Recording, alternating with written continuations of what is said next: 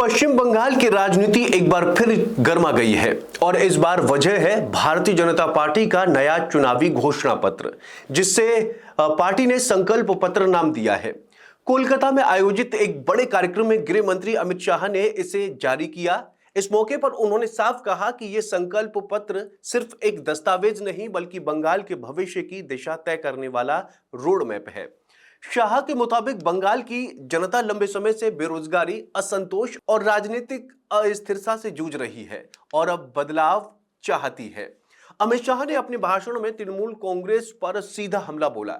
उन्होंने कहा कि लेफ्ट के बाद जनता ने ममता बनर्जी को मौका दिया। उन्हें लगातार 3 बार जनादेश मिला, लेकिन जनता की उम्मीदें पूरी नहीं हो सकी। शाह के अनुसार अब बंगाल में बदलाव की लहर चल रही है और बीजेपी इसे दिशा देना चाहती है।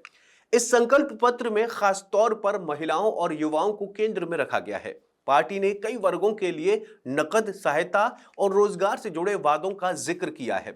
बीजेपी का दावा है कि यह घोषणा पत्र बेरोजगार युवाओं को नया रास्ता देगा और महिलाओं को आर्थिक रूप से मजबूत बनाएगा। इस बीच बीजेपी ने चुनावी मैदान में अपनी पकड़ मजबूत करने के लिए बड़े स्तर पर कैंपेन शुरू कर दिया है।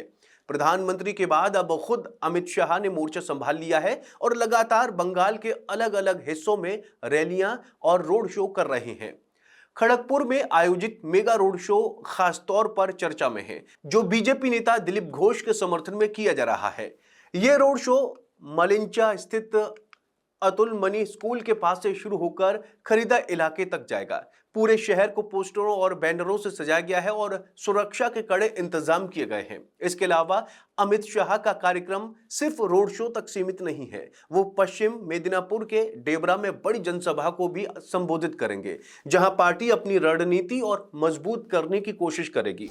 अमित शाह ने सोशल मीडिया प्लेटफॉर्म एक्स पर भी पोस्ट करते हुए कहा कि बंगाल को भय के शासन से मुक्ति कराना जरूरी है और बीजेपी का संकल्प पत्र उसी दिशा में एक कदम है। उन्होंने ये भी लिखा कि वो जनता के बीच जाकर सीधे संवाद करेंगे और राज्य में बदलाव की लहर को और मजबूत करेंगे। दरअसल बीजेपी का दावा है कि शाह के ये लगातार दौरे, रोड शो और जनसभाएं चुनावी समीकरण बदल सकते हैं और पार्टी को दक्षिण बंगाल में बड़ा फायदा मिल सकता है। अब सबसे बड़ा सवाल यही है, क्या ये संकल्प पत्र बंगाल की राजनीति की दिशा बदल पाएगा या फिर मुकाबला और भी कड़ा और ज्यादा बड़ा होने वाला है? आप इस बारे में क्या सोचते हैं? कमेंट करके जरूर बताएं और चैनल को जरूर सब्सक्राइब करें।